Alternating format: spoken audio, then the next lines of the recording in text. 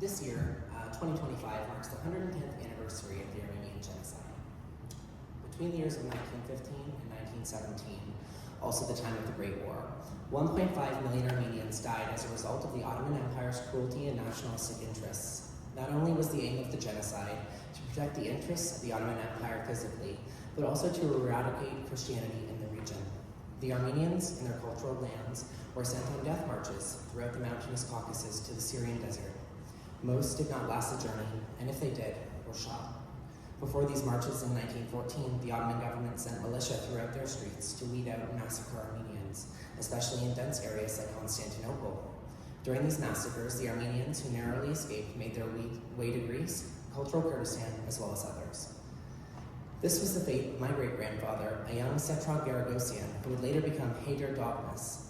When fleeing Constantinople in 1914, he was separated from his siblings and parents. They were fortunate enough to land in Greece, whereas Setrag was taken in by a Kurdish family and changed his name to fit his surroundings and avoid further persecution. Haydar never lived in Armenia, but was culturally Armenian. He raised his family in that village. He then emigrated with his sons and wife, later bringing over his daughters. Now Haydar's grandchildren, children, and their grandchildren are located across North America. My grandfather, Haydar Togmus, was one of those children. Immigration services changed the D to a T. Without the resilience of my grandfather, his father, and all the Armenians in that terrible period of history, many of us would not be here today.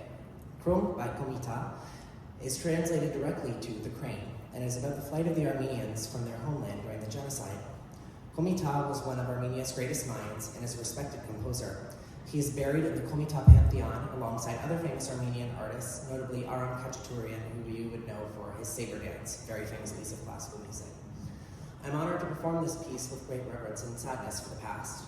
I would like to thank Arin Sarkissian, Principal Flute of the Victoria Symphony Orchestra, for inspiring me musically for this piece, as well as Ani Kavafian, Professor of Violin at Yale, for continuing to perform and spread this work. Her performance was actually my original discovery of the work and why I wanted to play it.